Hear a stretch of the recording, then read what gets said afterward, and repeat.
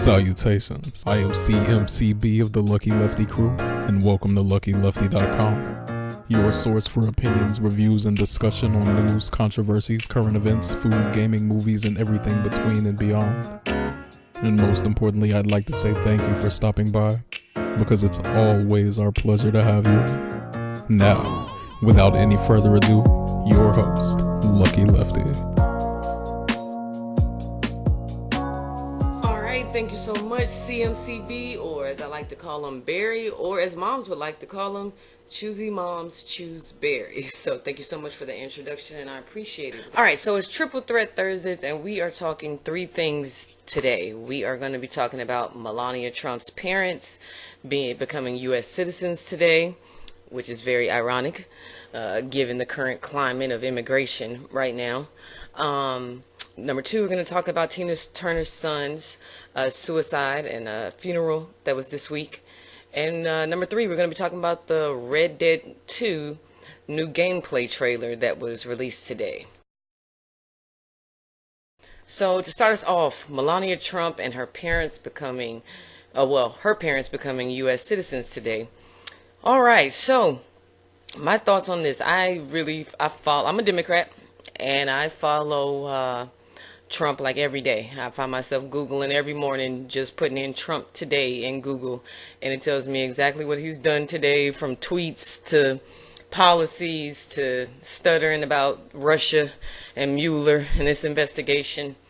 And okay, so as a business person, I was not so upset about the Trump thing, like him being becoming president. I wasn't upset for the reasons that I didn't think that he would be good for the deficit, right? Our $1 trillion deficit. Thought he would be good for business. Thought he would make a better, like, treasury advisor or something like that. Maybe something like that. But as in president, leader of the free world, absolutely not. Definitely was not for that plan because of exactly what he's doing right now. He's making the U.S. presidency look just laughable, and there's like no history. Like, you know, you go from the presidents that we've had thus far, and from the beginning, from Washington to Barack, like, it's just kind of like it was a standard and a level of how things were done. And I understand that, you know, we wanted to shake up, or people wanted to shake up how the White House was doing things, or Congress was doing things, but I don't think we need to shake up the executive office. We probably needed to shake up the judicial branch. We definitely needed to shake up Congress. But as in the face of our country, that really didn't need to, be demoted. The standards of the presidency didn't need to be demoted with Donald Trump. So, I mean, we probably were needing to vote with Congress, and we'd be more worried about the House of Representatives versus what our president looks like, or what our president is doing, because we do have a system of checks and balance. He can't really do but so much without Congress, and then the fact that Congress is in his favor and also scared of him, and the Republicans are like the Ku Klux Klan. I mean, I don't think they're all racist. I just think that they're all like, they're gang. They cannot stand up for themselves because they're too scared about what type of retribution they'll get back from their own party. So they just gang up on what they know is wrong, but they can't say really too much because they don't want to like lose their seats, which is crazy and un-American all the way around. Because if you can't say what you really want to say because you're threatened by the Republican Party to lose your seat or not back you, then overall it's un-American. But into Melania Trump's parents becoming citizens. All right, so today the Slovenians, they are from Slovenia, which is in Central Europe, and they have been living in the U.S. on a green card, and today officially they became U.S. citizens, which is like it's asinine. They are older. They're like they're in their 70s, and maybe they should be U.S. citizens, which I think is I don't have a problem with immigration, because I feel like every person in America is an immigrant. If you weren't in the first like ships to come over to America, you pretty much are an immigrant. Everybody else came from somewhere else. So I mean, and even the people that came from the first ships that landed in North America, they were still British citizens So at the end of the day, literally everybody in America is an immigrant. So yes, we do need to protect our borders, but the way that we're protecting them by stopping parents from having, connecting with their children, all this stuff that we're doing with the borders right now is just ridiculous. We're turning into, like, not even we're turning into, like, Trump is just making the U.S. look like a bunch of bullies, a bunch of insensitive bullies who don't remember where they came from. Even Trump is an immigrant. His father's from Germany. Like, so I just, his wife is from Slovenia. Like, so there's nothing about him that says I'm all American. He's not all American.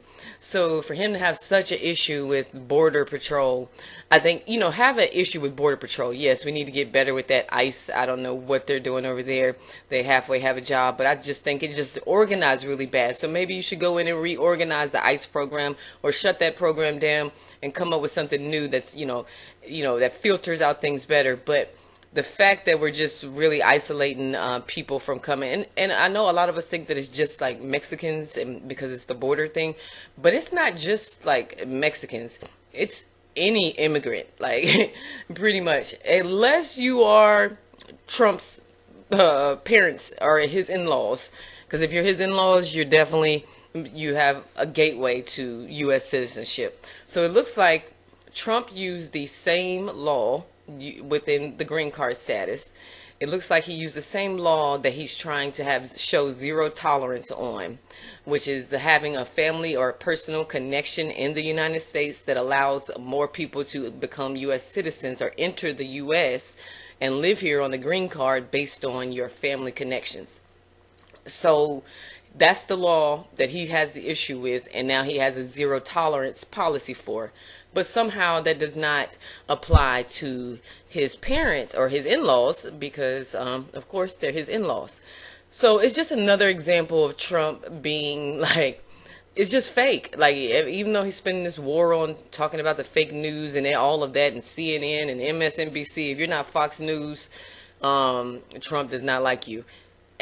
But in general, I think it's absolutely, like, despicable, being that, we're seeing what's happening to the kids in these internment camps, because that's pretty much what it is. You're putting kids in internment camps and punishing the sons and daughters of these kids for the now zero tolerance law of their parents. And now we have kids that don't even know where their parents are, because some people got through, and now they can't get back to get their kids. So, I mean, it's a mess. It's a mess. But overall, like, the fact that he allowed his parents, based on that same law that he's trying to say there's zero tolerance, is just another example of what Trump's presidency, the double standard that Trump's presidency is. It's the same thing with everything he does. Like with the Russia thing, everything is a double standard, backwards talking. And if it fits him, if these laws suit him, then, these laws are applicable. But if they don't suit Trump or his associates, then they're not applicable for regular day-to-day U.S. citizens, which he is the president for the U.S. citizens. So it just makes no sense, and another strike against Trump, and why the Democrats need to take over this election in 2020. Shout out to Kamala Harris. I think that is who, if she does run, or Joe Biden, if they run in the 2020 elections. Those are my two that I will be backing, and looking in between, like, which one would I consider voting for the most. But Joe, I think I like Joe, but I also like Kamala Harris as well. So that's our first threat. A national security threat, immigration threat, just bias all the way around. And not to say this, I don't think that her parents should not be U.S. citizens. I just don't think everybody else should not be able to be U.S. citizens while her parents get to be U.S. citizens. And then, also as a veteran, I saw a post earlier this week or last week where a U.S. veteran, he served in 3 wars, and or he served 3 deployments in wars. He was deployed 3 times in the war in Iraq, and over his service career. And now, because of this new law that Trump has put into place, this zero tolerance policy, his wife is now being deported back to Mexico. And I feel like that is so contradictory. It's on the news right now. You should check it out. U.S. veteran. You Google it. U.S. veteran wife deported. It just happened last week. And they had video cameras around it. And the veteran actually voted for Trump. He voted for Trump. And now his wife is being deported. And it's just a heart-wrenching video of her crying and her kids being upset and all of that, as she's this woman who's been in the U.S. for 20 years, but being caught up in the bureaucracy of the whole ICE program and getting the paperwork. You guys know that this takes an extreme amount of time to become a U.S. citizen, unless you're, Melania's parents or Trump's in-laws or Trump's friends. This takes a lot of time to get your U.S. citizenship. Because the paperwork, they don't have enough staff, all the stuff they want them to do, ICE is not, equipped. So unless you're, Trump, unless your last name is associated to Trump. So yeah, check out that video. And I think that it is sad that a U.S. service member, someone who served this country, as much as Trump says that he supports the veterans, I think it is completely sad that he allowed this to go the way that it did. And he allowed this woman to be deported. But, at the same time, when you say you have a zero tolerance policy, then it's a whole issue that you have to. And that's why a zero tolerance policy on immigration makes no sense at all. Because you can't have a zero tolerance with situations like that. I should not be able to serve this country, put my life on the line, and then say, let's completely, because your wife is not was here on the green card, and we just decided to check her status this month after 20 years. Yeah, we're gonna deport her back and separate your family. That's ridiculous. But yep. So y'all check that out. Melania's parents are now Americans, Slovenian Americans, and a veteran's wife is now deported back to Mexico this week with Donald Trump. Sad things, sad days in U.S. history.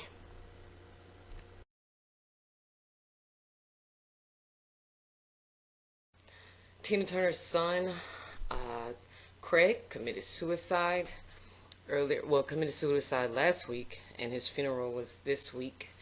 He's 59 years old. And he was found in his home in Studio City in Los Angeles.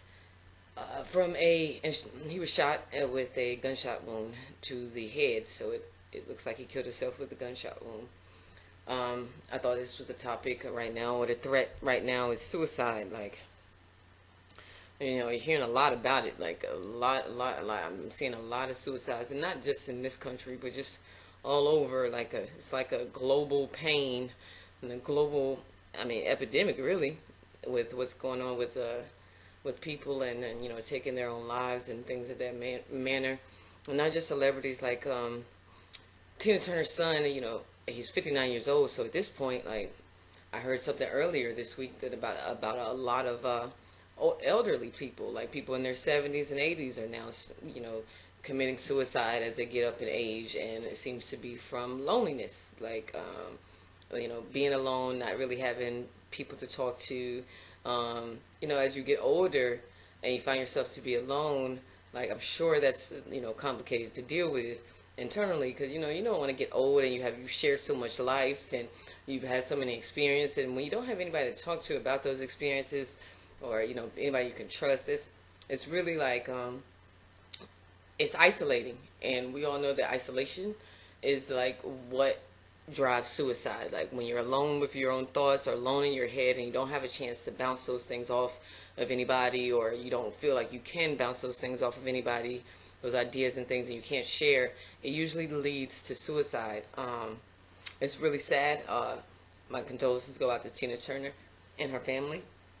I just thought that this was just, another sad day, another sad day. It's a lot of, just sad thing. Of course, the world, every day, there's something happening that's sad, but, just as, suicide is now moving from something, we had that whole bullying thing that was going on with kids, and now we're going to this isolation thing with adults, and it's leading towards suicide and people taking their lives.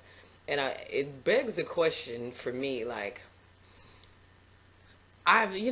personally, suicide has I feel like most people have, at some point or another, have thought about suicide, But there are some things that, just keep you from that, or making the, moving forward and stuff like that with the going through with the process.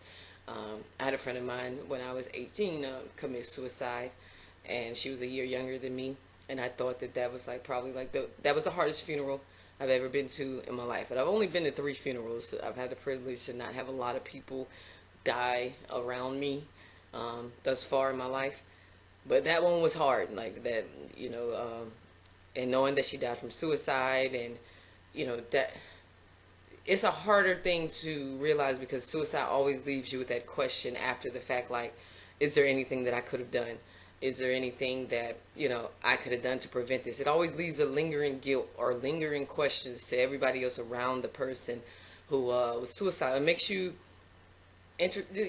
you like internally just be like, hey, I probably need to do better with caring about the people around me. So I think it's a threat right now, because we definitely have to do better.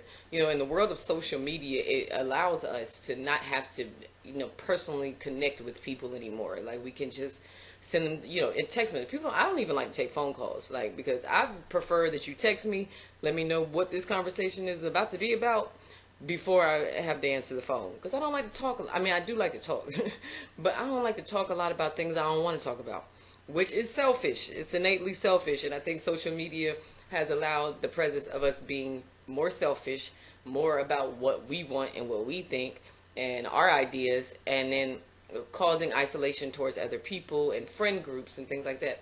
Like, as I've gotten older, I've realized I don't have a lot of friends. And I mean, my mom told me that, when you get older, you're going to be lucky to have, 2 genuine friends. So, I've always held that in the back of my mind, like, well, maybe that's where I'm supposed to be as I get older. But then sometimes I think, like, it's never good, no matter what age you are, to be isolated and to be towards yourself. We are, I think that's why we're all striving for love so much, or finding that person we're supposed to settle down with, because it's really hard to go through life and not have someone to share those moments with, or to not even share those moments, but just to talk to. So I don't know too much about Craig Turner, or Craig Hill, because his father was a saxophonist in one of Tina Turner's bands before she got with Ike. This, from all we got right now, is that he did see a lot of the abuse between Ike Turner and Tina Turner. And Tina Turner said with Oprah in 2005 that he was definitely like emotionally affected by it, because he was emotional and he was the oldest, so it was just a lot that he saw early on in life. And I know that if you don't get a chance to deal with those demons, if you don't get a chance to talk about those things, and even maybe if you did get a chance, those demons that haunt you as a kid will haunt you throughout your life until you find a peace or a closure with it. And to create closure with that, you need someone that's similar, who's been through that experience, or you can talk to about it, and something like that. Like those groups and things, like those groups for, like, I think that's one of the best things that people can do. I know a lot of people don't like to go to groups because it has a stigma around it, but I think the idea of people sharing the similar problems, similar situations, allows you to get stuff off of your chest that you normally can't get off with, because you can't trust everybody with your business, your personal business. But if you're all sharing the same thing, so you're giving this level of trust, like, you've been through it too, so you really can't talk about me too much because you're going through the same thing I'm going through. I think that, we should definitely all be trying to find some type of, for whatever pain that we're going through, and trying to find some type of self-help group, or if you're not, if you're lucky enough to have a group of peers that you can talk to and that you feel comfortable with, or there's always the option of a group, a support group that can help you. And I don't feel like there's any problems with it. I know it's kind of hard in the black community, and you really get taboo. All this psychological stuff is very taboo, but the facts are, like, people are leaving out of here early, and people are missing out and losing out on life and history. And you have no idea how much someone who takes their life could could be able to give to the world or give to the next person or share, or that knowledge. Like every time somebody dies, there's a knowledge that's being lost. There's an experience that they have experienced that's being lost and can't be passed on to someone else or passed on to another generation. So we're losing history with every life snuffed out too early, and especially at their own hands, because you never know what God has for you to do in your life, and you may not be 59 is still young, and there's still stuff that he never knows who he could have stumbled across. So overall, it's sad, and my condolences to Tina Turner and her family. So, and if anybody else who is thinking about suicide or anything like that, you need somebody to talk to. There's called the National Suicide Hotline. It's also a really good tool for you to talk to. Those people are they're really good at just listening, and I think when you hear the National Suicide Hotline, they say it's a benefit or a crisis center, like it's a preemptive thing. So I think that if you're having issues or you're struggling with ideas in your head, just to call and have somebody you're able to talk to just immediately before you can, and they give you tools, and before you can get the help that you may need for a long term, just call the number. Because we definitely want you around here. Somebody out here is looking for you and needs you. So don't take your life when it's not finished yet. You got stuff to do. God still has things for you to do. So,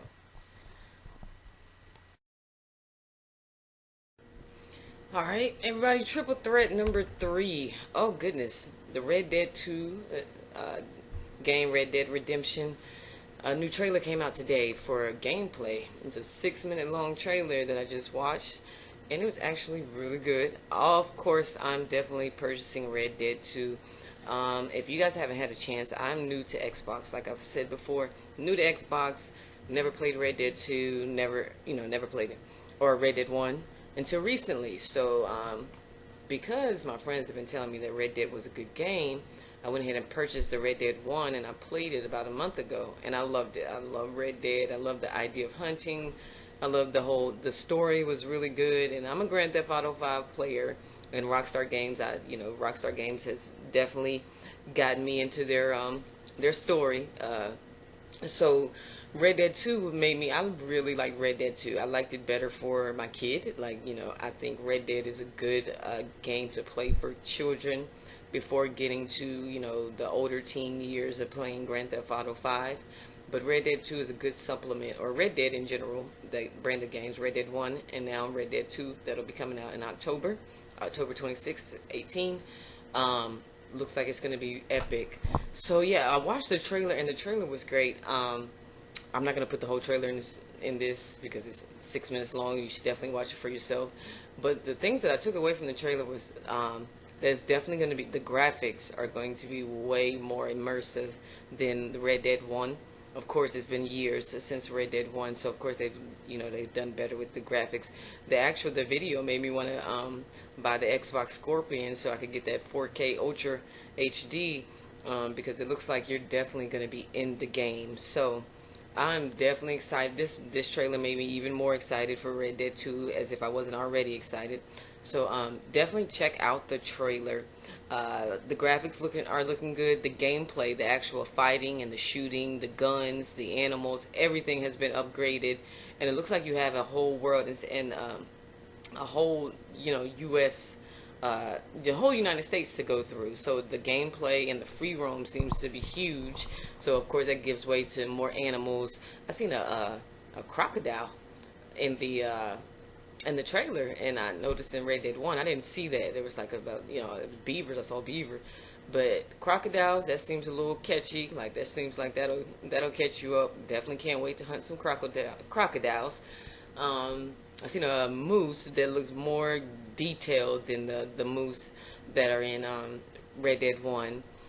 I just don't think they're going wrong at all. I mean, once we get into the actual gameplay and the story, because the first one was so good, and so long ago, I have very high expectations for this first one. And based on the trailer, Rockstar is definitely going to meet those expectations with Red Dead 2. So I'll be doing a lot of videos as Red Dead 2 comes out, and as we get into the gameplay.